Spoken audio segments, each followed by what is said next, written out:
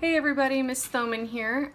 I am going to talk about your first coronavirus project, but your second project of the year, which is cultural fans. So I've got a fan here that I'm almost done with, and then I have a blank one that I will demonstrate for you as well. But let's start by just talking about the fan and the purpose of this project. So when you first get your fan in the mail, please be really careful when you're opening it. These are fragile, and some of them, like this one when I first opened it, there was a little bit of glue in between here, so it ripped a tiny bit. Just be super gentle and careful. I would start on one end, start to open it a little bit. You can see where the glue was, where it kind of ripped. Open it one section at a time, and just make sure that you're being really gentle with the bamboo and the paper. Okay, so here is the first example that I've created. For this project, basically what I want you to do is conduct some research on a specific culture, which you all should have chosen by now. And after learning about that culture and understanding it better, then you will create a fan that kind of reflects that culture in some way. Now, both of the examples I'm going to show you today reflect the artistic style of the cultures that I chose. So this one is based on Spain, and I took inspiration from some Spanish tiles that I found. So these ceramic tiles that had these kind of almost symmetrical, like sort of leafy, sort of abstract designs. I kind of took some inspiration from that. Then I added some other designs that I found in different tiles to create a fan. Now obviously this fan is not the same shape as a tile, so I had to adjust it to fit my purposes. So I hope that this gives you a little bit of an idea of what I'm looking for. Now before you actually begin painting on your fan, or if you don't have watercolors or paints at home, before you begin drawing on your fan, it's really important that you do a detailed sketch of the design that you plan to decorate your fan with. So I've got two different sketches here because I'm going to be doing two different fans. Close this thing up. Be really careful as you're closing them too. Make sure that each piece of paper kind of gets flattened in between there and doesn't get all bunched up. This was one of the sketches that I did for the Spanish tile fan. This is probably not detailed enough. I would definitely encourage you to do to practice the full design, but I did want to show you this one because I've practiced watercolor in the design to make sure that I was comfortable with it. And then I also tested all of my colors on here like a million different times every time I made a color. So you only have one fan. It's really in your best interest to practice as much as possible on a separate sheet of paper. This second fan that I'll be creating is based on Haitian culture. So I've got this kind of natural design here that I found in a lot of their metal art, which is a traditional type of art in Haiti. So sort of the trees, the birds, the flowers, all that. And then I also looked at Haitian paintings and saw that they use a lot of really bright colors. So I also added vibrant colors to it. Now, on my project, I would either choose one material or the other. I wouldn't do half and half, but on here, I just wanted to show you. Some of you, if you don't have watercolors, maybe you have paints or colored pencils that you could use. And if you don't have colored pencils, then you can always use pencil. I do want that to be your last option if you have no colored media, but I just wanted to show you kind of what that would look like on either side. So looking at the sketch, first thing you notice is that I've actually drawn the shape of the fan. So this shape was on your planning guide, but if you need to do more sketches, just draw the shape of the fan. That way you're actually practicing how you would really do it. Then I sketched out my design. I did erase a couple different things and change it to get it to the way I want it to be. And I've added some different details. So you can see there's a lot of shading. There's a mixture of different colors. I put some texture over here on the pencil one to make it more interesting. And I kind of messed up on these flowers. I didn't like how they looked, so I made a little note over to the side that that's how I would want to do the flowers. So use this sketch as a time to plan and practice the material that you will actually use on your project. The last thing that I want to say about these designs is to make sure that they are cohesive. So what I mean by that is that they should have a flow to them. It should all look like it belongs together. So with my Spanish design, it was very symmetrical. So it's the same on both sides.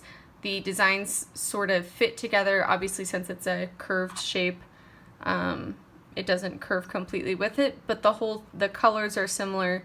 The designs flow together and it looks cohesive. On this one, I've got the branches that kind of weave behind the entire design, and the two birds are not the same, but they do sort of look similar, and the flowers and the leaves kind of tie everything together. So please make sure that your design is not just a bunch of random objects placed all over the fan. Take one good idea and make a cohesive design from it. Okay, now that you've got your designs, let's talk about actually decorating the fans. So please don't start this process until I've approved your designs. No matter what material you're using, you will start with a light sketch of your design on the fan. So when you're sketching, first of all, you want to have your little practice near you so that you can see what you're doing. This fan is going to be a little bit difficult to draw on because obviously it's not a flat piece of paper. So you want to decide where you're going to start drawing. I'm going to start right here with this branch. I think that's about here. And you want to just open up your fan and gently press it down flat on the table so that it's a little bit easier to draw on. So again, be really careful. Just open up the part that you need to draw on, press it down flat on the table, and then you should be able to sketch without too much problem. When you get to the bamboo, these wood parts, it is going to kind of cause a little bit of a bump, so that might make it difficult. Just really draw super lightly and take your time. Then as I move over, I'm going to flatten down this part. Come back here.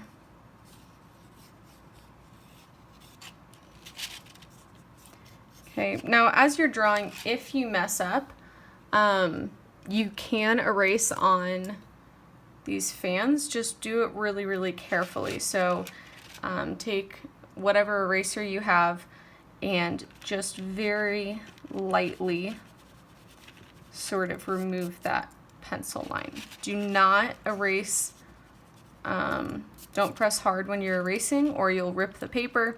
Also, if you're near an edge like this, if you pull the eraser towards, like across that edge, it will rip it. So if you're erasing near an edge, only pull it one direction so that you're going off the edge and you don't rip it. Okay, I'm going to finish up this sketch and then I'll show you when it's done. Just take your time, draw lightly, and kind of flatten down each section as you're drawing. Okay, that took a very long time, but I got my design sketched out on the fan. I'm sorry I didn't show the process, but I don't have that much phone storage. So once you have your design sketched out here, try to compare it to your original sketch and make sure that you're not missing anything. So for me, I'm looking for the flowers, the leaves, things like that. Then I want you to go through and kind of scan it anywhere where the pencil's really thick or there's extra scribbly lines, like right here on this flower. There's a bunch of scribbly lines. I need to erase those. Look for areas where the designs or the objects overlap. Like here, this branch is just going straight through the bird. So I'll need to fix those things. And just try to fix up all your pencil lines before you begin with any color.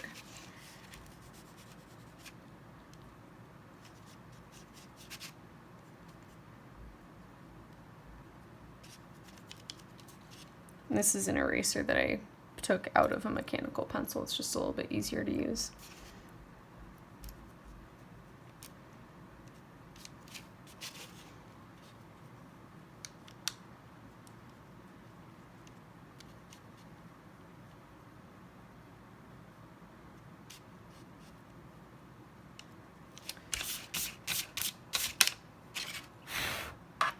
Okay, got some overlap here.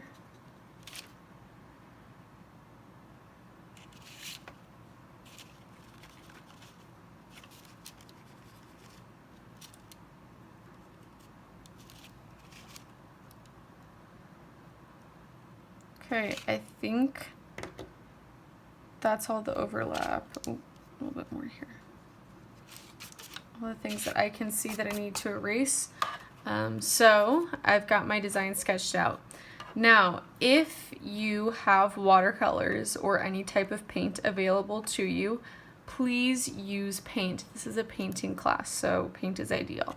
However, I understand you guys are at home and not all of you have paints and, you know, a whole art closet. So if you don't have paints, then try to choose something with color, like colored pencil.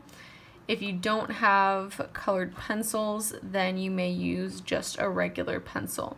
I really do not want you guys using markers on this unless you have like Copic markers or something that's a little bit nicer. Just email me if you have a certain type of material you want to use that's not one that I listed. So I'm going to put this one to the side and go back to my first fan to talk about watercolor. Now, if you do not have watercolors, so you know you're not going to be using them, go ahead and skip this part of the video. Skip ahead to where you see me using colored pencils. So if you have watercolors or paint, just stay tuned here. All right. So here's my watercolor palette and my water cup. You can't see that very well. I also, off to the side, have a rag, paper towel, napkin, whatever would work as well. For those of you that are not super familiar with watercolors, this is a palette, and each of one of these colors is in a little container, and it's called a cake. Now the cakes start out dry, so the paint's not coming off there, and you have to use water to activate the paint so that you can actually paint with it. You can see I've already mixed some colors in the lid. If you are using a palette that has a really dirty lid, then what you want to do is take your rag, move my fan out of the way, take your rag, get some water on the end of it, and clean out that lid because you don't want those colors to mess you up when you start to mix your own colors. So clean it out as best as you can, try and get in the corners, get all that paint that's built up, dry it off, see what's left, and just make sure that you're starting with a clean slate.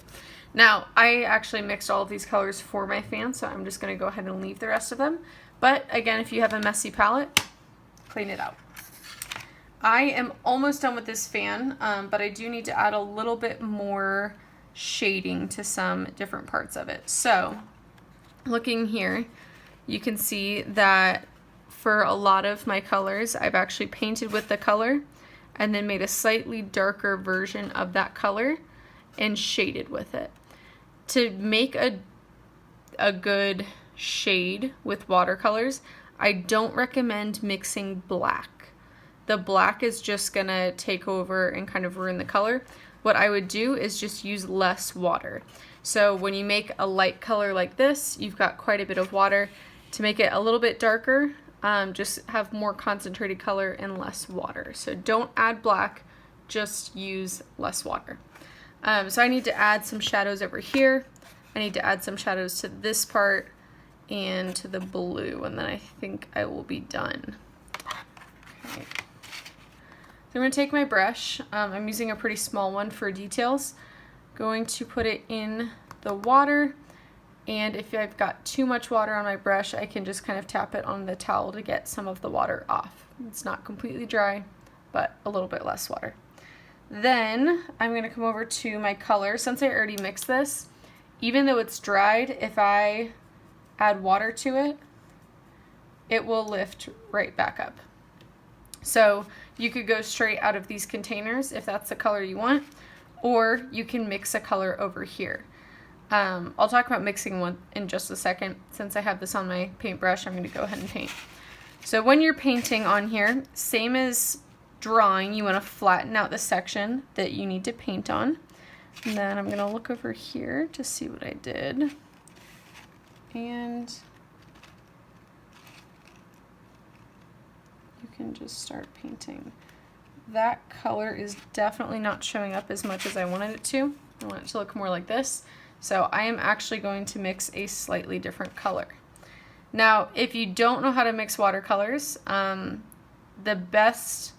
basically you're going to take these colors and mix them over here. But you want to make sure not to ruin these colors. Like you can see that my orange is a little bit dirty, somehow I got blue in it. If your palette is dirty, take the rag with the water, wipe it like this, and it should clean out that color.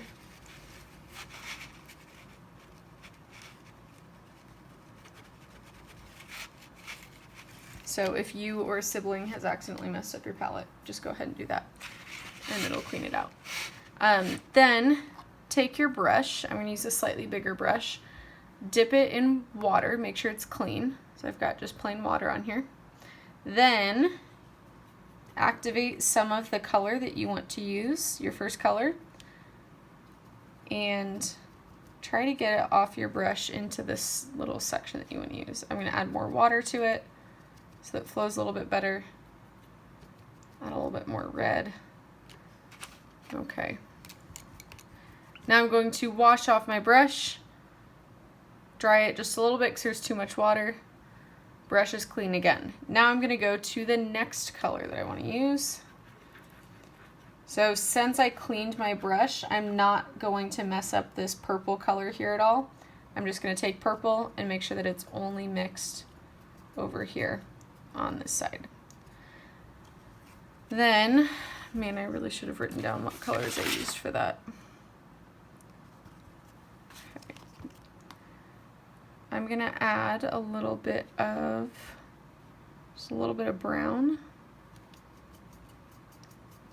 to make it a little bit darker and more earthy.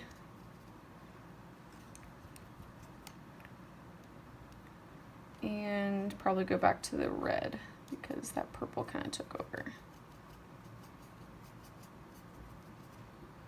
So now it looks like I'm getting a little bit closer to this color over here that I'm wanting to make. So I'm just going to try it out on my scrap piece of paper and see if it's close. I'm pretty happy with that color, so I'm going to go back to my small brush, make sure it's clean, and use that color to paint my details.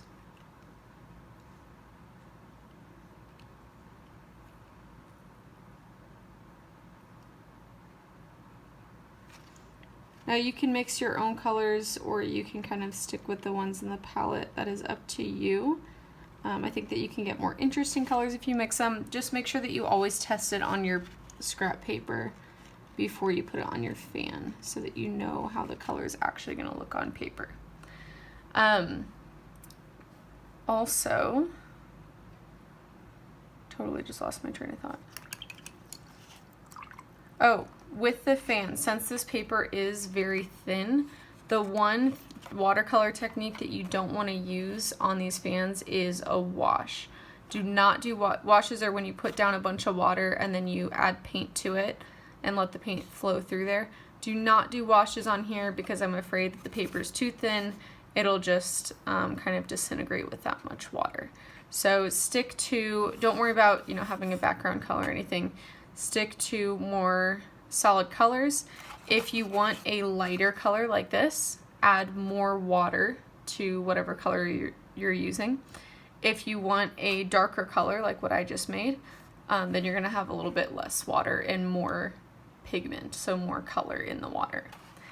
Hopefully that helps you a little bit. Since I'm not there to help you, my biggest advice is just to practice a lot until you feel comfortable and then start on your fan. Make sure you leave it open to dry and let me know what questions you have about watercolor. I can always email you or video chat or make another video. Okay, let's move along to pencil and colored pencil. So if you do not have paints at home, this is the part that you need to tune into. Okay, so we've got our design here, and I am going to color this with colored pencil. If you're using graphite, like regular pencil, you'll use the same techniques, but obviously you won't have the colors to make it interesting, so you just really need to focus on shading and texture. Okay, what do I want to start with? Let's start with the vines. So for the vines, I'm going to use two different colors. I've got kind of a light green and a dark green, and I'll start with the light green. I think it's always easier if you start with the lighter colors, and then you can build the darker colors on top of them. So I have already sharpened this colored pencil to be, let's try and get it in focus, be nice and sharp, so I have a nice edge there. And if you've taken my drawing class, you know that I like you to use this edge of the pencil lead rather than the point. So take a look at the edge of the pencil lead. If it's sharp, you'll have a lot more there to work with, and that is what we're going to try to use to draw with. So if you're not comfortable with that technique, actually even if you are, it's good to practice it first. The way that you use the side of the pencil lead is you have to hold the pencil at kind of a flat angle. So kind of like this instead of like that. Okay. You can hold it a couple different ways. Try to find something that's comfortable for you. So I normally hold it out farther, like towards the end of the pencil, like this. Then I lay that edge flat. Hang on, there we go. Lay that edge flat like that. And you notice when I color like that, I draw in small circles, and it makes it really, really even. You don't see little lines and scribbles. If that's not comfortable, you can also hold above the pencil. Then you just want to line up the lead on the flat side.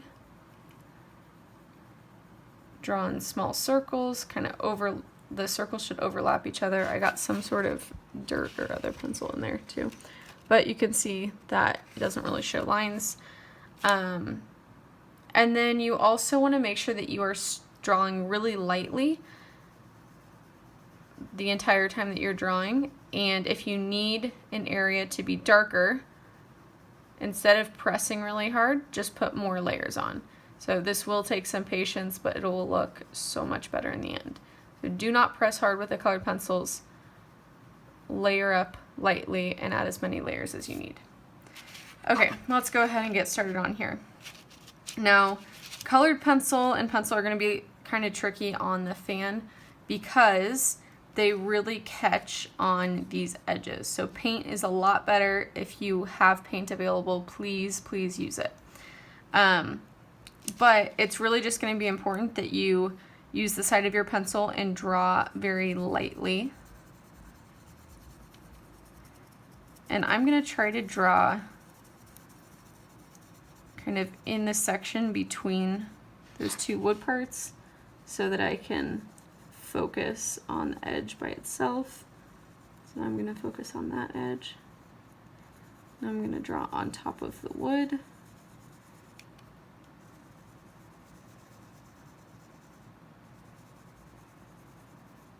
Try to fill in the areas that it's skipping. This is pretty difficult. And then focus on this other edge. So I really would just take it one section at a time and be really careful when you get to those wood supports that are in the fan.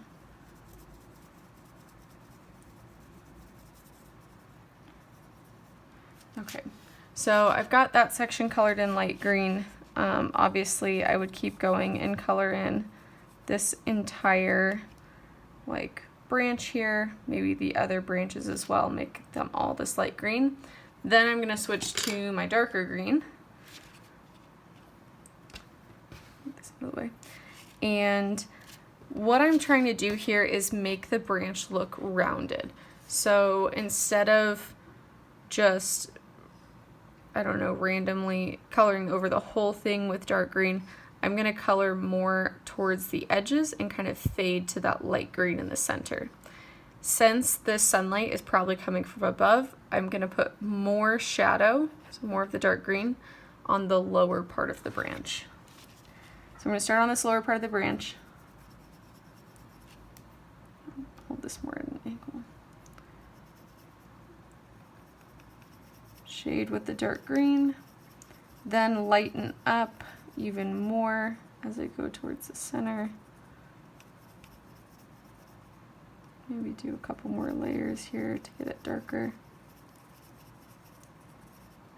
And then go from the top, start right on the edge. You can't see it very well at first, but when I add more layers, you will. So I'm gonna just add more layers to the very edge so that it's darker. So now you can see that branch starts to look a little bit more 3D and not so flat. So just having two colored pencils that are, one's a little bit darker than the other, can help with that stuff. I don't know that I have too much more to offer you in terms of how to draw with colored pencil on here. Just really take your time, draw super lightly, and be really careful when you come to these things. They're gonna show a little bit, but just do your best.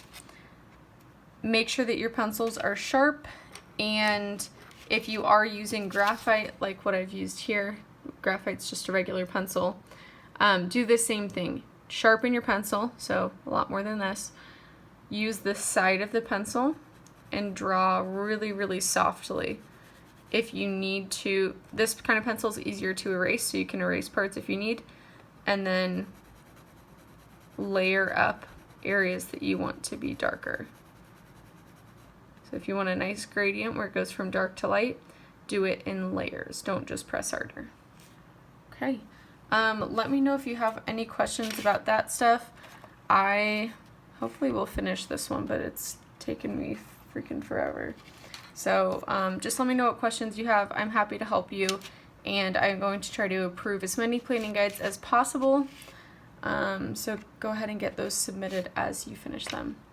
Okay, thank you for your patience, everybody. I know this is kind of a complicated process trying to do all of this from home, but I really appreciate you being patient with me. And please, if you have any questions or if you're confused, just don't start your project until you've asked me your questions and clarified things. Okay, you guys have a great day, and I'll talk to you soon. All right, I almost forgot one very important thing for those of you using pencil. As you probably know, pencil is known for smearing. So as you're drawing, if let's say you started over here and you're right-handed, if your hand is resting on something you've already drawn, it could get really smeared. So you want to check your hand and make sure that you don't have graphite on your hand as you're drawing. But another thing that I would recommend doing is taking a piece of paper and just laying it down underneath your wrist. So wherever you're going to place your wrist, if it's on your fan at all, put a piece of paper underneath it, and that way you won't smear anything. That's all I got.